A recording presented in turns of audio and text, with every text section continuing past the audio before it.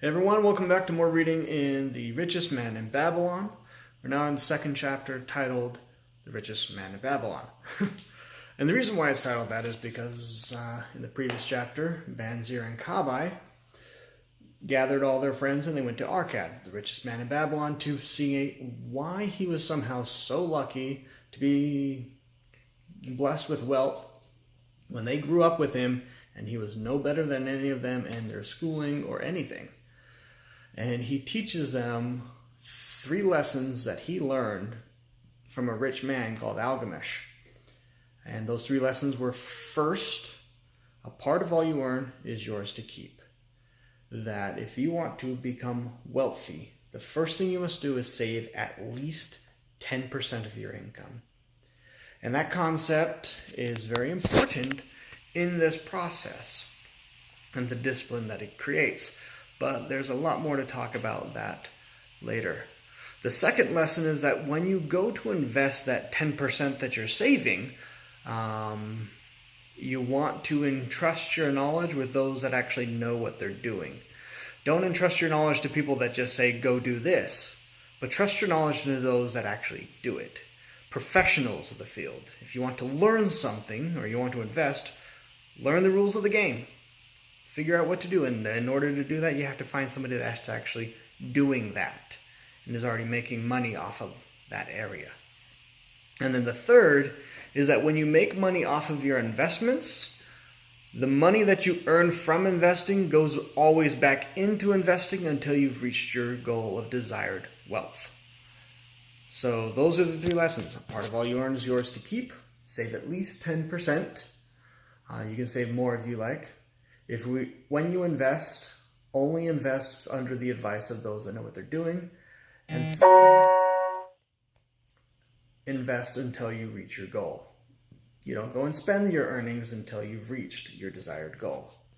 Now, those are the lessons, but I want to more focus on the other areas. Because after he teaches them, they bring up 2 different topics that people are always raving about why people obtain wealthy. It's like, you were lucky, you were fortunate that Algamish was there to teach you.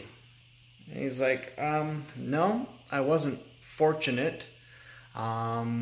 He explains that he could have met Algamish and he'd done nothing to improve his future, to ask to learn from Algamish, unless he had beforehand decided that he had wanted to obtain wealth.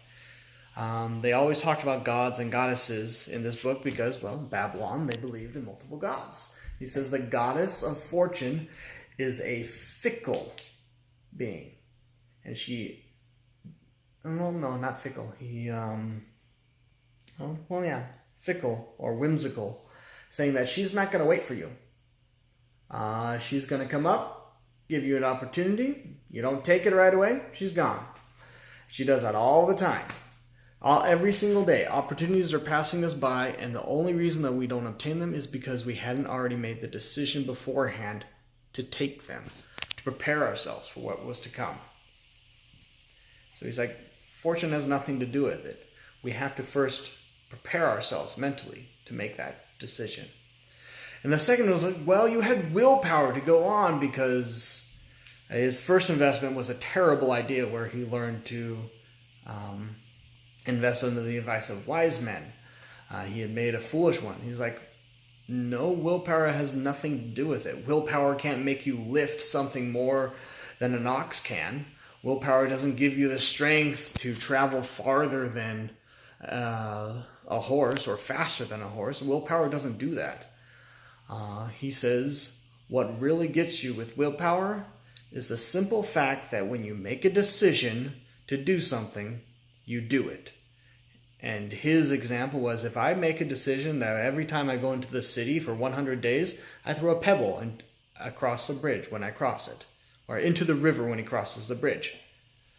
And he says, if I make that decision, that means no matter what, if I forget, I go back. I don't say I'm just going to throw a whole bunch in and be done with it. He says, I will always, every single day for those 100 days, throw a pebble into the river when I cross the bridge into the city. And so it's important. So when you say, I'm going to do something, you do it. One, that gains confidence in yourself, and two, that allows you to trust yourself and trust your word. And it gives you power. But also, he says, that he's cautious not to start or commit himself to impractical or very large and difficult tasks, so that he does have time for himself.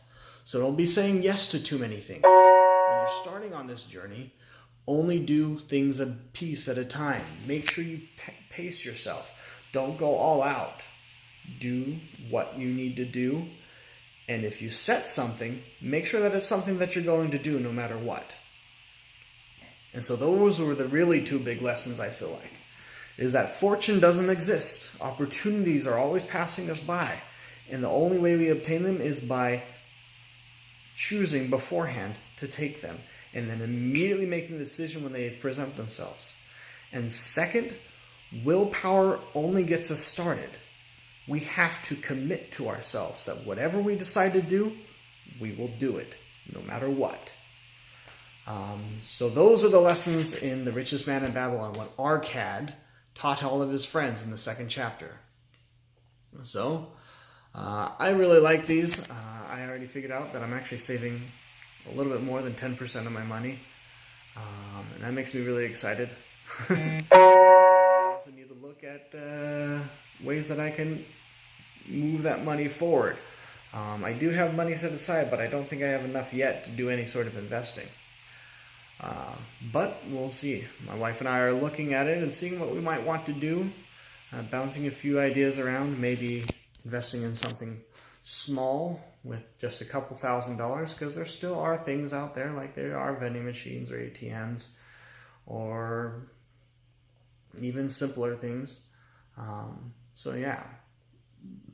that's the next step. Figure out where we want to go. We're already doing some of the steps, but we need to keep going forward. So, thank you everyone for joining me tonight, and I will be here tomorrow for more reading in The Richest Man in Babylon. Take care.